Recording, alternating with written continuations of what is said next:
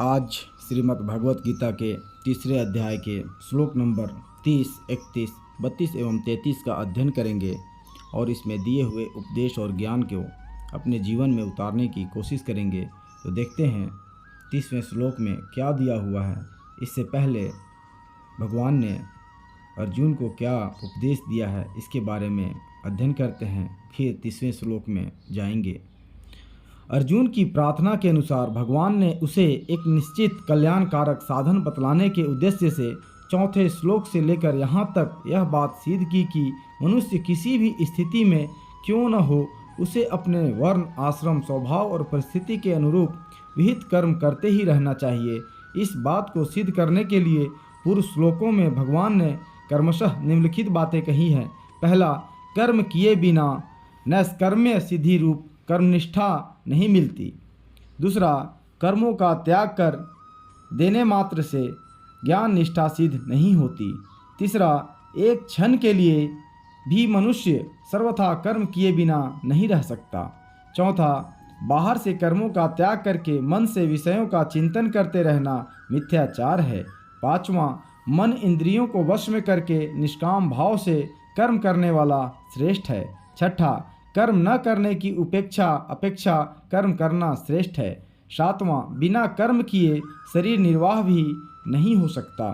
आठवां, यज्ञ के लिए किए जाने वाले कर्म बंधन करने वाले नहीं बल्कि मुक्ति के कारण हैं।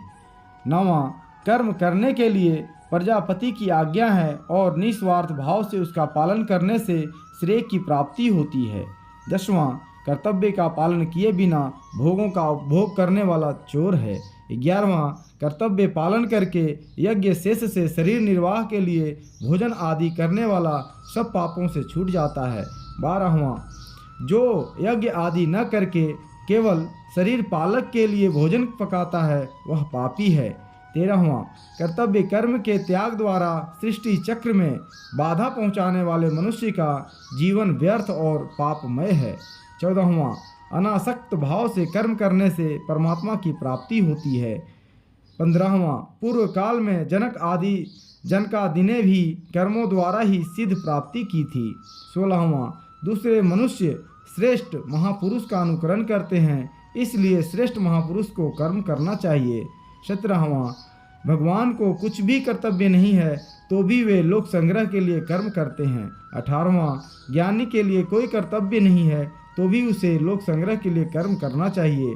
19वां, ज्ञानी को स्वयं विहित कर्मों का त्याग करके या कर्म त्याग का उपदेश देकर किसी प्रकार भी लोगों को कर्तव्य कर्म से विचलित न करना चाहिए, वरन स्वयं कर्म करना और दूसरों से करवाना चाहिए। 20वां, ज्ञानी महापुरुष को उचित है कि विहित कर्मों का स्वरूपतः त्याग करने का उपदेश देकर कर्मासक्त मनुष्यों को विचलित न करे। इस प्रकार कर्मों की अवश्य कर्तव्यता प्रतिपादन करके अब भगवान अर्जुन की दूसरे श्लोक में की हुई प्रार्थना के अनुसार उसे परम कल्याण की प्राप्ति का एकांतिक और सर्वश्रेष्ठ निश्चित साधन बतलाते हुए युद्ध के लिए आज्ञा देते हैं। कहते हैं 30वें श्लोक के माध्यम से, मयि सर्वाणि कर्माणि सन्न्यस्य अध्यात्म चेतसा निरासिः निर्ममः भूत्वा इधस्व विगत जौरः। अर्थात मुझ अंतर्यामी परमात्मा में लगे हुए चित्त द्वारा संपूर्ण कर्मों को मुझ में अर्पण करके आशा रहित, ममता रहित और संताप रहित होकर युद्ध कर। यहाँ अध्यात्म चेतसा पद में चेतस शब्द किस चित्त का वाचक है और उसके द्वारा समस्त कर्मों को भगवान में अर्पण करना क्या है। सर्वांतर्यामी परमेश्वर के गुण, प्रभाव और स्वरूप को समझकर उन पर विश्वास करने वाले और निरंतर सर्वत्र उनका चिंतन करते रहने वाले चित्त का वाचक यहाँ चेतस शब्द है।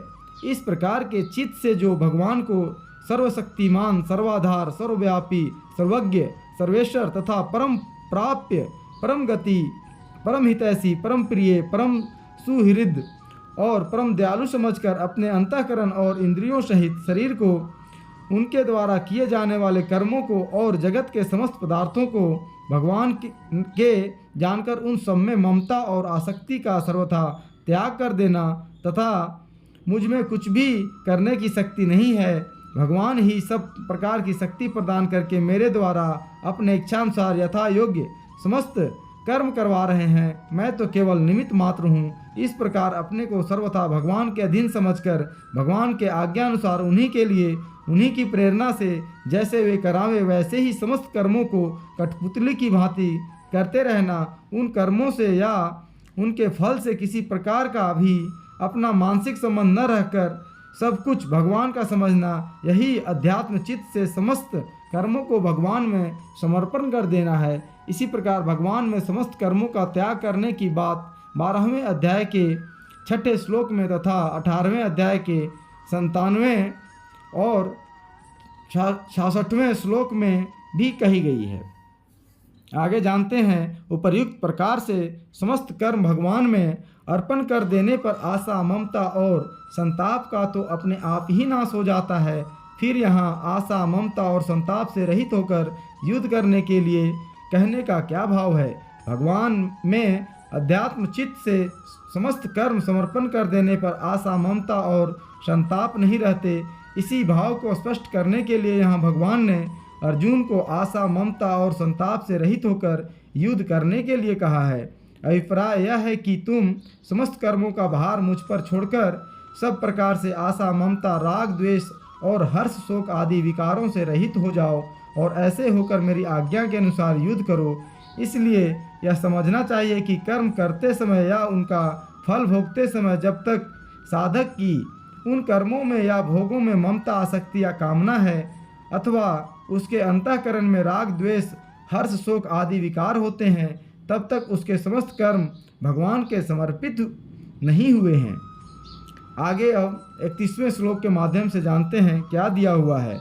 इस प्रकार अर्जुन को उनके कल्याण का निश्चित साधन बतलाते हुए भगवान उन्हें युद्ध करने की आज्ञा देकर अब उसका अनुष्ठान करने के फल का वर्णन करते हैं। कहते हैं, ए मे मतम इदम नित्यम अनुष्ठितिन्ति मानवः श्रद्धावन्तः अनसूयन्तः मुच्यन्ते ते अपि कर्मभि। अर्थात जो कोई मनुष्य दोष दृष्टि से रहित और श्रद्धा युक्त होकर मेरे इस मत का सदा अनुसरण करते हैं, वे भी संपूर्ण कर्मों से छूट जाते हैं। यहाँ एक के सहित मानवः पद के प्रयोग का क्या भाव है? इसके प्रयोग से भगवान ने यह भाव दिखलाया है कि यह साधन किसी एक जाति विशेष या व्यक्ति विशेष के लिए ही सीमित नहीं है। इसमें मनुष्य मात्र का अधिकार है। प्रत्येक वर्ण, आश्रम, जाति या समाज का मनुष्य अपने कर्तव्य कर्मों को उपर्युक्त प्रकार से मुझ में समर्पण करके इस साधन का अनुष्ठान कर सकता है।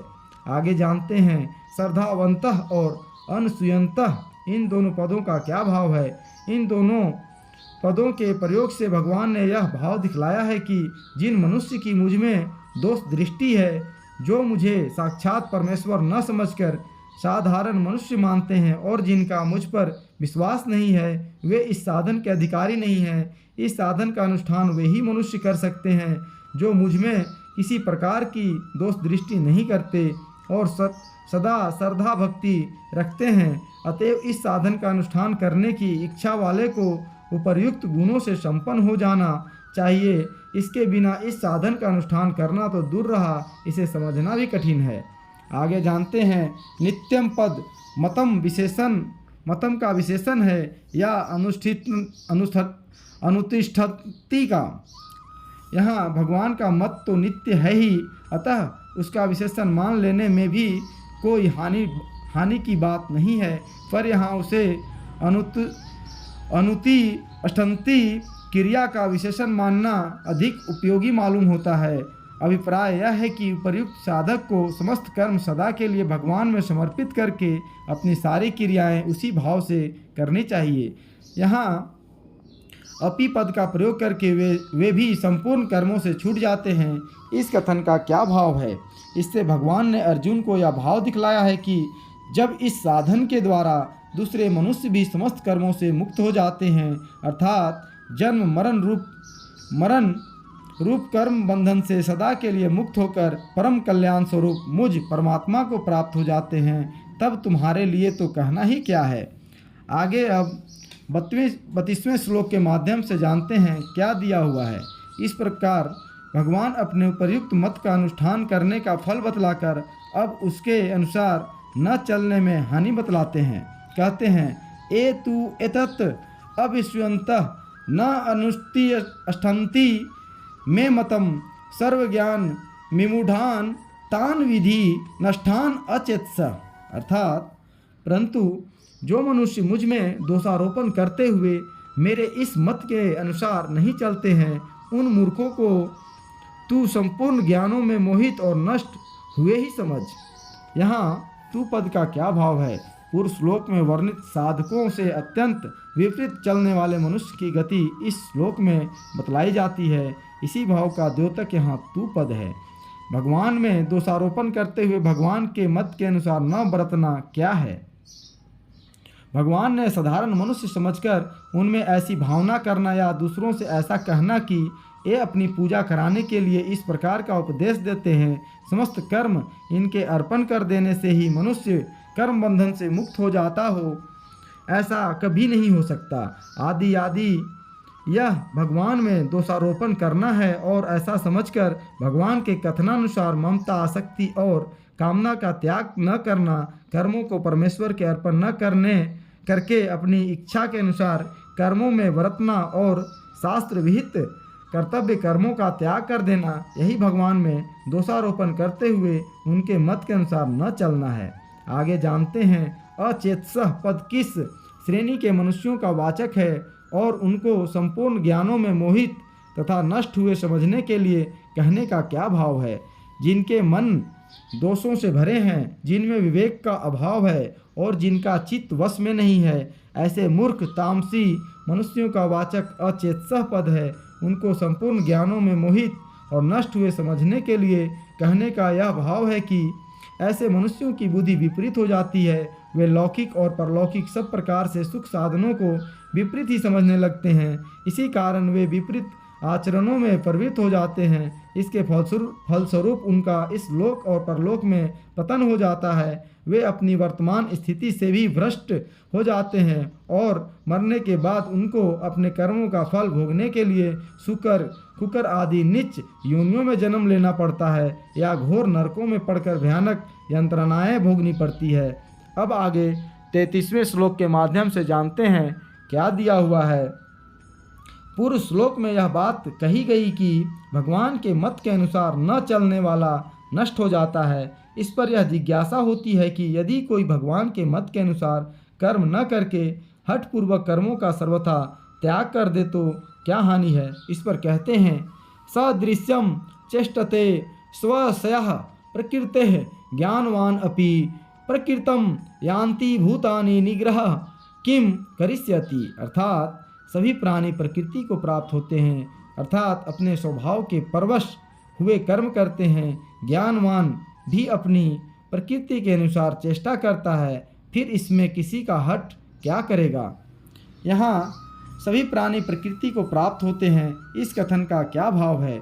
इससे यह भाव दिखलाया गया है कि जिस प्रकार समस्त नदियों का जल जो स्वाभाविक ही समुद्र की ओर बहता है, उसके प्रवाह को हठपूर्वक रोका नहीं जा सकता, उसी प्रकार समस्त प्राणी अपनी अपनी प्रकृति के अधीन होकर प्रकृति के प्रवाह में पड़े हुए प्रकृति की ओर जा रहे हैं। इसीलिए कोई भी मनुष्य हठपूर्वक सर्वथा कर्मों का त्याग नहीं कर सकता। हाँ, जिस तरह नदी के प्रवाह को एक ओर से दूसरी ओर घुमा दिया जा सकता है, उसी प्रकार मनुष्य अपने उद्देश्य का परिवर्तन करके उस प्रवाह की चाल को बदल सकता है, यानी राग द्वेष का त्याग करके उन कर्मों को परमात्मा की प्राप्ति में सहायक बना सकता है।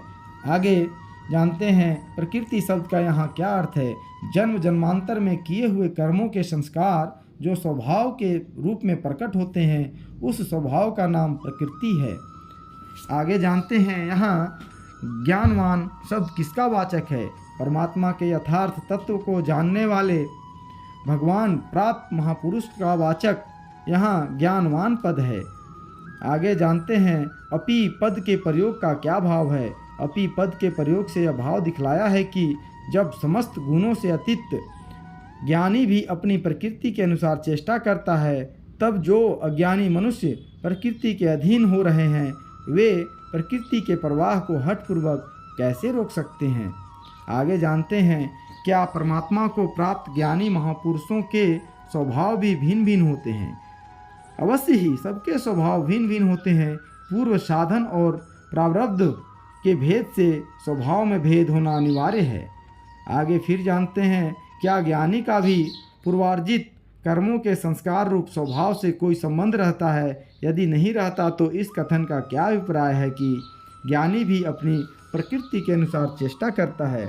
ज्ञानी का वस्तुतः न तो कर्म संस्कारों से किसी प्रकार का कोई संबंध रहता है और न वह किसी प्रकार की कोई क्रिया ही करता है, किंतु उसके अंतःकरण में पूर्वार्जित प्रारब्ध के संस्कार रहते हैं और उसी के अनुसार उसके बुद्धि, मन और इंद्रियों द्वारा प्रारब्ध भोग और लोक संग्रह के लिए बिना ही कर्ता के क्रियाएं हुआ करती हैं। उन्हीं क्रियाओं का लोक दृष्टि से ज्ञानी में अध्यारोप करके कहा जाता है कि ज्ञानी भी अपनी प्रकृति के अनुसार चेष्टा करता है। ज्ञानी की क्रियाएं बिना कर्तापन के होने से राग, द्वेष और अहंता, ममता से सर्वथा शून्य होती हैं, अतएव वे चेष्टा मात्र हैं, उनकी संज्ञा कर्म नहीं है। यही भाव दिखलाने के लिए यहाँ चेष्टते क्रिया का प्रयोग किया गया है। आगे जानते हैं, ज्ञानी के अंतःकरण में राग, द्वेष और हर्ष, शोक आदि विकार होते ही नहीं या उनसे उसका संबंध नहीं रहता। यदि उसका अंतःकरण के साथ संबंध न रहने के कारण उस अंतःकरण में विकार नहीं होते तो सम, दम, तितिक्षा, दया, संतोष आदि सद्गुण भी उसमें नहीं होने चाहिए। ज्ञानी का जब अंतःकरण से ही संबंध नहीं रहता तब उसमें होने वाले विकारों से या सद्गुणों से संबंध कैसे रह सकता है।